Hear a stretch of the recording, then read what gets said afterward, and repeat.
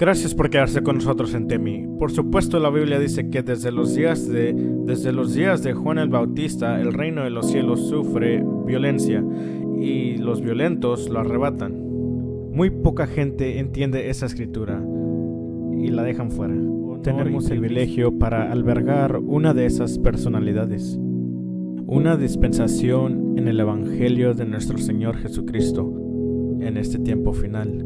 Un predicador justo, un hombre que lo dice como es, especialmente si tiene que ver con defender el Evangelio de Jesucristo, defender las enseñanzas de los principios del cristianismo. El presidente de Omega Fire Ministries mundialmente, tengo el honor y privilegio de hablar con su eminencia, apóstol, profesor Johnson Suleiman. Muchas gracias por acompañarnos en el programa. Bien. Comencemos con lo básico, que es la base. La iglesia parece que ya está bajo ataque severo en esta dispensación. Y predicadores como usted, hombres de Dios como usted, tampoco se libran. ¿Qué es responsable de todo eso? Quiero decir, si va a las redes sociales específicamente, los medios tradicionales tienen unas limitaciones debido a su control y todo eso. Pero las redes sociales parecen un cañón suelto. ¿Qué son sus puntos fuertes en ese sentido? Pienso que relativamente tenemos una combinación de razones por lo que esto está pasando. Y la iglesia siempre ha estado bajo ataque desde los días de Cristo. De hecho, lo mataron. Y en los días de los apóstoles los metieron a las cárceles. A todos los apóstoles los mataron en una muerte muy cruel. A unos le cortaron la cabeza, a unos lo crucificaron, volteados. Y la razón por qué esto parece que esto es muy pronunciado es por la era de las redes sociales, donde cualquiera puede obtener datos, lo ven, lo suben y se convierte viral. De hecho, no hay un control de las plataformas.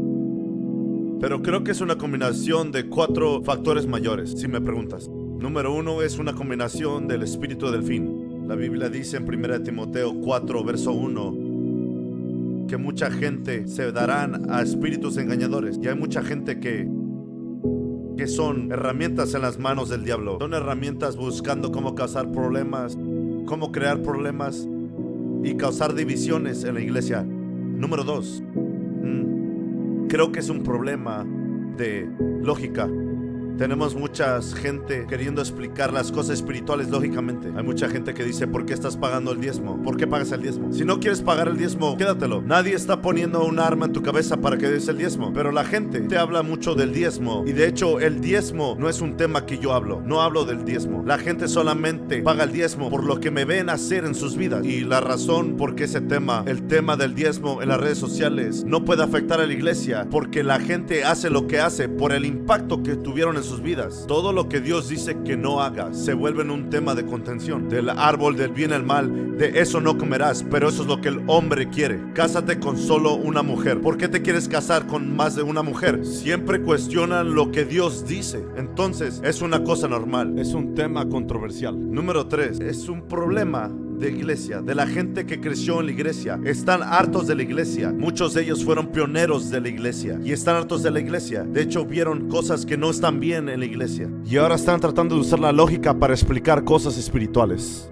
La Biblia dice en Juan 16:2 que vendrán en aquellos días que aquellos que te maten pensarán que están haciendo un servicio para Dios. Y hay mucha gente yendo contra de la iglesia muy sinceramente. Los pastores son unos criminales, los pastores son unos ladrones, los pastores son unos mentirosos. Si estás volando en un jet, es dinero de la iglesia. ¿Cuánta ofrenda puede comprar un jet? El 90% de los pastores del día de hoy tienen negocios por un lado. No hay dinero en la iglesia, si somos sinceros, es la verdad. Pero la realidad que tengo que decir es que la iglesia es la voz. La iglesia es la voz, la única voz sincera. Y es la verdad. Mucha gente quiere callar la iglesia. Cuando te ven tratando de hablar poder y verdad, te conviertes en un objetivo de ataque. Todos o la mayoría de la gente que están en posiciones de poder no les gusta la verdad. Y yo creo que si no quieres ser criticado como un líder, no necesitas poder. Entonces, estos 4 factores que yo veo formándose o generando estas controversias en todos lugares. La iglesia se mantiene sólida, se mantiene de pie. No puedes hacer nada contra la iglesia. De hecho, lo que tú piensas que es un ataque a la iglesia está ayudando a la iglesia. Le está dando una voz a la iglesia. Mucha gente no eran conocidos. Cuando los atacan, cuando hablan mal de ellos, les dan promoción y se vuelven populares. Entonces lo que está pasando, lo que el diablo creó para mal, Dios lo está convirtiendo para bien. Lo que quiso detener la iglesia, ahora le está dando una voz a la iglesia. ¿Sería correcto decir que la iglesia en cierto sentido es su propio enemigo? Sí, la iglesia es su propio enemigo.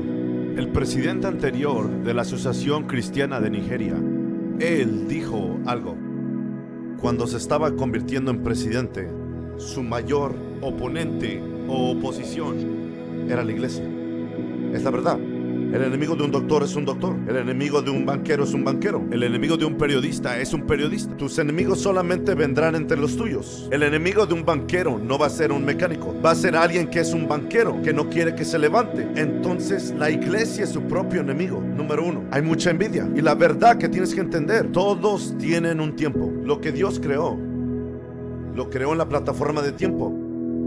El enemigo de un pastor va a ser un pastor. El enemigo de un diácono va a ser un diácono. Entonces, si Dios ha dicho que tu tiempo no ha llegado, quien sea que esté brillando, es tu deber celebrar a esa persona para que tu tiempo venga. Porque cuando Dios visita a tu vecino, significa que Dios está en tu vecindario. Cada vez que Dios hace algo por alguien cercano a ti, significa que Dios va en camino a hacer lo mismo por ti. Entonces, el enemigo de la iglesia siempre ha sido la iglesia. Siempre ha sido así. Las decepciones, las divisiones, las críticas, todos los manubres, los nombres contra la iglesia, los apodos para la iglesia, todo viene y nace de la iglesia. Lo único que puede traer sanidad a la iglesia es cuando la iglesia decida hablar a una sola voz. Si tú decides congregar pastores, si dices todos los pastores vamos a congregarnos en este estudio para orar por la unidad de Nigeria, los pastores empezarían a preguntar ¿qué pastor va a venir? Si tal pastor va a estar ahí, yo no voy, olvidándose que lo que importa es la responsabilidad de conexión para traer sanidad a la nación. Entonces la iglesia es el enemigo de la iglesia, dejándole a la gente saber que no se trata de nosotros. La mayor visión, la mayor responsabilidad que tenemos es traer sanidad a nuestra sociedad. No importa el nombre de la iglesia, no hay una iglesia en el cielo. Lo que tenemos en el cielo son los hijos de Dios viviente. No hay una iglesia en el cielo. Cuando empecemos a entender eso, que vamos en rumbo como iglesia o como un grupo de personas a obtener la victoria. Creo que Efesios capítulo 4, versículo 11, habla de varios dones del ministerio, apóstoles, profetas y todo eso. Y todos ellos se acercan hacia la unidad de la fe. Entonces, ¿cómo y cuándo vendrá todo eso? En Nigeria hoy tenemos CAN, tenemos PFN. No sé qué piensa usted de todo eso. Ok, PFN. Y todo eso, PFN. Y parece que la capital los bloqueó a todos bajo una iglesia. Y creo que es algo bueno para que los pentecostales se relacionen. No crea una división. Fue creado para una flexibilidad. Porque cuando pones todo tipo de personas en una casa sola, hay una reacción. Ok, todos ustedes entran en sus casas y dinos con lo que salieron. Tú y todos ellos juntos entran en sus casas y díganos con qué salían. Ahora los unificamos, los armonizamos. Entonces podemos obtener una sociedad cristiana de Nigeria. Entonces no es una división. Entonces es una libertad de expresarte en tu propia, tú sabes, área. Y cuando tú te expresas, otros lo verán y se unirán y entrarán en una conclusión. Creo que esa es la mejor manera de adquirir una unificación a la iglesia.